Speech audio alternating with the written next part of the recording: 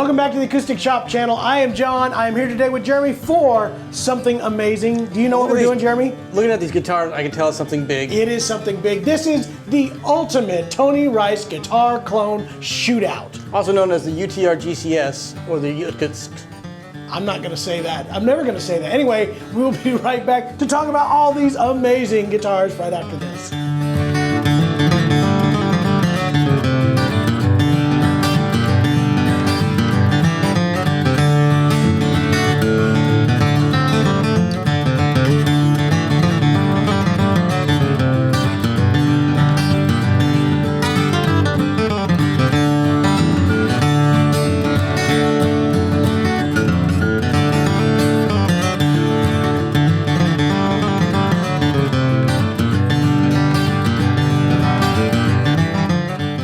So, the Tony Rice guitar, owned originally by Clarence White. Well, actually not originally. If you haven't heard this story, you need to look it up. Tony, well documented. Clarence and his brother found this guitar at a pawn shop, reworked it, did all kinds of stuff to it. Abused it, tore all, enlarged the sound hole, cut it up, did all kinds of things to it. Later owned by the amazing guitarist Tony Rice. So now two of the greatest guitar players of all times. It's so legendary. People refer to it by its serial number. They do. They do. 58957. This is the guitar from Martin, originally 1935 D28, and there have been so many people talking about it, and now so many companies making their own version. And you know what? We were in here and we were like, we have had almost every single version of this guitar in the shop, and we actually had some of them come back. I want to thank our good friend Greg Hackman. Back on loan. Yeah, these are ones that we've sold, and then they said, if we're going to do this, let's call these guys up and say, hey, can we borrow your enlarged Tony Rice guitar clone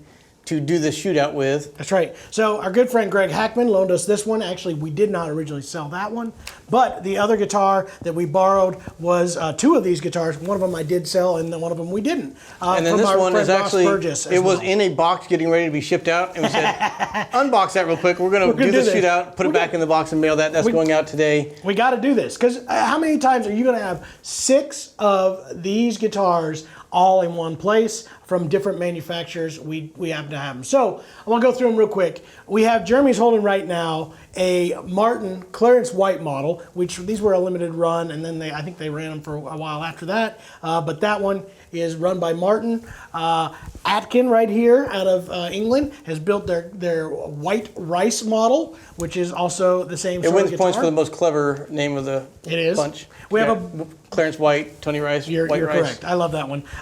We have Bourgeois offering on this guitar, which is a Brazilian rosewood version of it, and we'll get into more of the specs on all those. We have a Collings CW in here. We have a Huss Dalton Pilgrim, and then my guitar, which is the Santa Cruz Tony Rice model.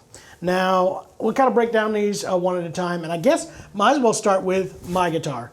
As you all know, I'm a huge Tony Rice fan. Have been, honestly, I started out as a fiddle player. It wasn't until I heard the album Cold on the Shoulder that I decided I wanted to learn to play guitar. And it changed my world. And that's probably, I know when Tony passed away, that was kind of the overarching story, is so many people became guitarists because of Tony Rice. So absolutely. To talk about leaving a legacy, the amount of guitar players that he inspired to pick up the instrument is just kind of unheard of, and he's definitely a legend in our industry. But you're one more of those cases where hearing him play made you say, I want to pick up the guitar. That was it. And I'd listened to other stuff before, but that album, for some reason, resonated with me. I had been playing fiddle. Actually, I'll tell you a quick story.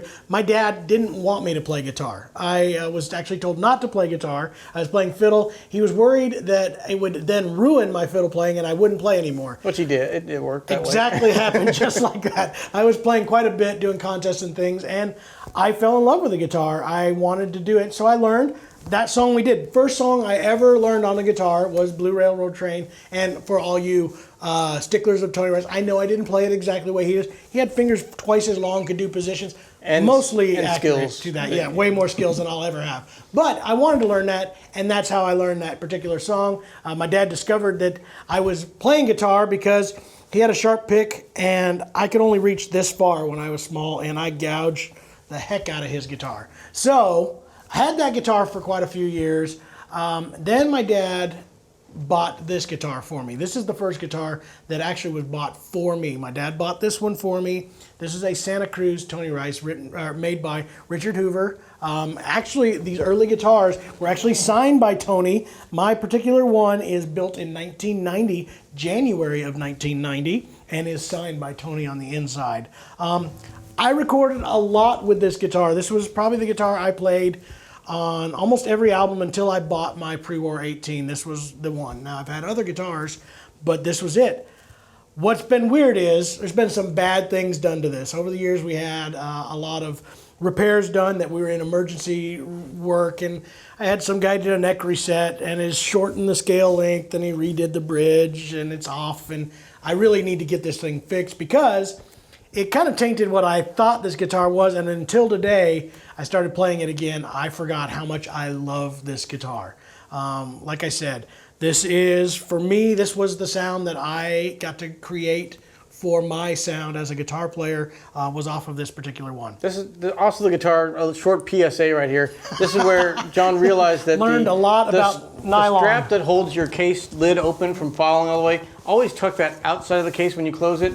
One of those nylon straps you see where it folded over and laid on the guitar and just ate the finish. Square. I think taken away from I haven't seen that happen very often, but it shows that a lot of those nylon straps just have a chemical reaction to the finish on some guitars. Plastics and rubbers, certain different ones will do that. We actually just got a dobro in last night that was a strap. Yeah, the strap that ended up rubber. doing it. So again, PSA, if you're careful, plastics and rubbers. Leather usually is very But soft. especially those guitar lids, everybody sees that little flap hanging out, and they always like tuck it in to lay on top of the guitar. We do the opposite. We always pull it on the outside, let it sit outside of the guitar, so it's not touching it, and that won't happen to you. Especially with nitrocellulose lacquer, this is the kind of stuff It's a perfect little square there. Now, this guitar brought a couple of innovations that weren't done to the original guitar.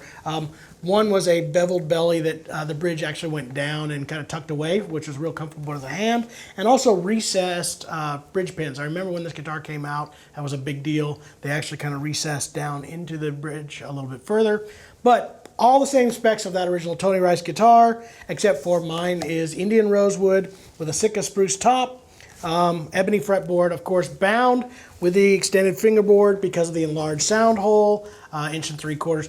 This guitar has the most amazing neck, and I've never felt anything like it, and that's why this guitar has never gone anywhere. It is a slight V shape with a very, very shallow depth to it. It is probably the most comfortable neck I've ever played by any guitar, and yeah, so there's the story on that. I have changed out, put gold Waverleys on it. Originally had silver Clousons. Still love this logo. So Richard Hoover and all you folks at Santa Cruz, I still love and play my Santa Cruz rediscovered his love for this guitar. Absolutely. And anybody that for some reason isn't familiar with, the main thing you're going to see across all these is the enlarged sound hole. And that is something that was not original to Clarence's guitar. He decided that modification was needed to, I guess, improve the tone and volume. He got his pocket knife out and just said, what if I enlarge this all the way up to that first rosette and make a much larger sound hole? I guess it obviously added some tone and volume to the guitar that is now signature to that one, but also anybody that makes this model, that is the main overreaching feature. I would agree with that. So that is my first guitar, the Santa Cruz Tony Rice model, signed by Tony, 1990, and that's what you see right here. Now, Jeremy, you're holding a Clarence White, again, on loan today. I'm going to switch these out while you talk. Do you know much about the specs on that? I'm going to let you be the guitar spec guy. Well, so Martin decided, you know, there was a lot of companies building guitars that were built of the Tony Rice spec. And I'm going to let Jeremy continue to hold that one while I talk about it. So Martin decided to build one that was like it. And originally they had one out called the HD 28-2R, had 2 rings around it, herringbone trim. That was the enlarged sound hole. Because Tony obviously had signed a deal with Santa Cruz, and that was, you know, the Tony Rice model. Well, later on, they decided to build a Clarence White model. Now, they got the family involved, and it's actually signed by, I believe, a wife or sister. I cannot remember the specs. Please don't roast me on this one. But I can't recognize it. It is definitely one of the White family. Relative, might have been a daughter of Clarence. I can't remember. But that said, this is Martin's offering to be the closest match to that original 5.8 957. I've been having a hard time remembering that serial number, but this is probably their one. Now this one does have the slot through saddle, which would have been more like Tony's. Obviously mine had the drop-in saddle in it, but that one will be a little bit more accurate to it. Again, the fine herringbone around the outside and large sound hole. That is Martin's offering of this particular guitar, and the closest one that they have built to the original as well. A great guitar. Again, thank you, Greg, for letting us borrow it for the shootout so that we can kind of go through it. He's even got the signature Tony Rice capo. Which I've got a couple of those myself. I absolutely love. But yes, very, very cool guitar. Another custom offering that Greg had on this. Now, this is legal. There was a fellow in Canada that had some restricted tortoise that he just had a large collection for jewelry and whatnot. And he had a number of pickguard blanks. And we were up in Canada, ended up finding one of those for Greg. And so this is a very unique special add-on. This one actually has, just like Tony's guitar, a real tortoiseshell pickguard. Of all of the ones, you'll notice there's a lot of the speckle guards and that kind of deal to kind of recreate that look. But that one really actually has a tortoiseshell pickguard on it. So not original to the Martin Not original model. to the guitar. In fact, we were there when Greg kind of tore that off of there and put the new one on, and definitely gave it a cool look. So there's that one with the actual tortoise guard. Now the one I'm holding right now is another one that has kind of the Palomino guard. This was the Collings version of this guitar, originally called the CW, actually still called the CW. I believe originally they called them the Clarence White model. And then after when Martin ended up putting together a deal with the White family, that one became the Clarence White model. They weren't allowed to call this that anymore, so then changed it to the Collings Winfield, still the CW. And this particular one is a Brazilian rosewood with an Adirondack spruce top. Again, that one, by the way, is Indian rosewood Adirondack spruce top. This one will be Brazilian with the Adirondack top. We did another video on this one too, which you can also see a complete rundown of this guitar on the YouTube channel as well. So if you want to see more of this guitar, you can check it out there. Again, slot through saddle on this particular one, has all those major specs. This one, the Palomino-ish guard, not my favorite looking one, but it does kind of accomplish that Rice look. This is going to be interesting to watch this as it happens. So I got it. I like it, Jared. You can do it. Way. Yeah. Anyway, Collings built their version. Also an absolutely fabulous guitar. If you see one of these, as you all know, Collings builds great guitars.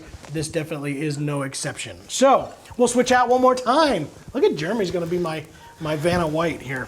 This one is one we also recently did a video on, and I love this. This is built by Alistair Atkin. This one's called the White Rice, like we said earlier. The most clever name for all of these because it's owned by Clarence White and Tony Rice, the White Rice. And there is also food, which is really? White Rice, yes. See, I knew you weren't getting it. This is a fabulous guitar as well. Now this one has a thermo-cured Sitka spruce top, Indian rosewood sides and back.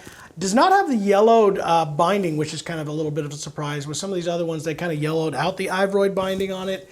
But this does have the vintage finish on it, which has a little bit of wear as well as the crackled finish on it. Again, this has a really, as far as all the fake guards that look like tortoise, this one probably is the most accurate looking. I love that look a lot. I'm not sure exactly where he got that, but you can put that in the comments if you want down below, and we can kind of go in through this. Now this is what my guitar originally had, were these small button Clouson style tuners. Absolutely cool, but definitely different than what Tony's has on it. So it has the butter beans. Great sounding guitar, Indian rosewood sides and back, like I said, thermo-cured Sitka spruce top. Really, really nice guitar. And definitely one you'll see more of these in the shop as we kind of continue to go. That one is sold and was in a box, and we pulled it out. We literally did. Luckily, the UPS guy doesn't come to force. We said we can get this done. I looked at. I went through this morning, and I knew that I had Greg bringing me the guitar and Ross bringing me the other two that came in, and then all of a sudden it dawned on me that we had one in the box ready to be shipped, which is this guitar right here. Thankfully, Monday was 5th of July, so the post office and the UPS was closed. so we had an extra day. That's right. Is the only reason it's still here. So there you go. This is the Atkin White Rice. Now Jeremy's holding a really, really cool piece right here, and this is also for sale. This is Dana Bourgeois' version of this. Now we did a video as well on this exact guitar. Gorgeous Brazilian rosewood, has a great feel, has that natural look as well. Now, we did the video originally, I think, talking with Josh Williams, who has an exact version of this guitar. In fact, exactly like this with a different piece of Brazilian, obviously, on the back and sides. Thermo-cured or torrefied Adirondack spruce top, Brazilian rosewood. This is the Bourgeois variation of this particular guitar. And Trent, I'm going to actually ask you if you can hop up, or somebody hop up to switch me out that last one. One thing I like about this is it's more similar to what would have happened with Clarence's, where he cut away the wood all the way to the binding. This is Trent, by the way. So we got like the rosette, these enlarged sound hole goes all the way to that, rather than these guitars where they actually just widen where the rosette was and left some wood there. This one just goes right up to that edge, which would be very, very cool. Same thing I with think, Atkin. yeah, the Atkin and the Bourgeois have the most accurate looking sound hole recreation because it does go up to that, what is the original rosette, where these other companies kind of decided to make it look like a standard rosette where you had the wood on the outside from the plastic inside there for that rosette. So yeah, that one is absolutely fabulous guitar, and you know, you can have this one at home. You can have this one at home, or you can have this one at home. Either one. Whichever camera you're watching right now, you know. Whichever one. Anyway, the last one we have here is a Huss Dalton Pilgrim. Now this is one that we did sell, and is a fabulous sounding guitar as well. Like this one a bunch. I custom built this particular Pilgrim. They call theirs the Pilgrim. Again, you notice most of these do not have a logo on there. Obviously, Martin did. Bourgeois moved their logo to the back side of the peg head. Tony's original guitar did not have, the Martin logo was worn off of it. So this didn't have that. So instead, they put a stamp or a brand right on the center strip. Really kind of cool. Now, this one has a... what was the rosewood on this? It's not Madagascar, but Honduran rosewood. Thank you, Trent, one more time. That's why we have him here. This is Honduran rosewood, back and sides, a beautiful set, really cool character on this with a thermo-cured Addy top, I believe. I can't remember back, but I'm pretty sure that's what it looks like to me. It might be a Sitka top. I don't remember. Again, we can clarify that one later for you. Really cool guitar as well, bound. What I think is really interesting on this is the bound actually has a white, black, white in the binding, and I don't know if you'll catch that on camera or not, but that is cool to look at while you're down into this section down here, because you get an extra black stripe that wouldn't have been in the original guitar. So definitely a little bit extra character on that. So there you have it. About 6 variations of that same guitar from 6 of the top manufacturers of that. There have been other guitars obviously built by other builders. It's still considered the greatest. From 2 of the greatest guitar players that ever lived own the same one, and gosh, you know, nothing could be cooler to me than honoring those 2 great guitar players than having so many different companies build a variation of this. And it's obviously a testament to that guitar and those people that so many companies would want to make their own version of it. It has to have some kind of reverence to take the time and care to build a model specifically to try to emulate that. So that's very cool. Now, none of these are going to sound like the Antique, as Tony called it, or 58957. See, I did it. But they're definitely going to have some of that character. Being rosewood guitars in the dreadnought shape with the enlarged sound hole, you're never going to be able to recreate that. And obviously, and we can't recreate Tony's sound. We can't recreate Clarence's sound. I think Josh talked about playing Tony's guitar, and it's not the same guitar, not in Tony's hands. You know, Absolutely. Part of it is him with that guitar. Absolutely. But if you want something that kind of gives you that feel, and nothing, I'm serious, when you play any of these guitars, when we played that song, it makes you want to do that. It is funny. I don't know how that works, but having that feeling, the mojo that happens from having one of these guitars is definitely worth it, and something that I think everybody should consider, or at least play once to be able to do it. So there you go. Now, for the actual Shootout now, through the magic of video editing, we're going to play that one song, and in the middle of the song, we're going to do it so fast you won't even see it. We're going to switch guitars mid solo, and you're going to get a back-to-back comparison. An incredible Shootout. I can't wait to hear the results. We're not going to select a winner. That's for you to do. Leave it in the comments below. Tell us what you think was the best guitar. If you have questions also, and if you want to correct John on any of his stats, we invite that. That helps us become more informed salespeople to be chastised by the masses. In my opinion, the winner of today's Shootout, you want to know what it was? The original. That's the winner. I think the winner of this is you, the audience, because you got to see all these cool guitars. It is. Again, a super cool part of our job getting to be here is to do videos like this. If you have other great ideas, this was brought to us by one of our customers that told us that this would be a really good idea. If you have an idea for a video that you'd like to see, please let us know. And until then, I hope you enjoyed the great, what was it called? The ultimate Tony Rice guitar clone Shootout. I got it. There you go. So I hope you enjoyed it, and we will see you next time.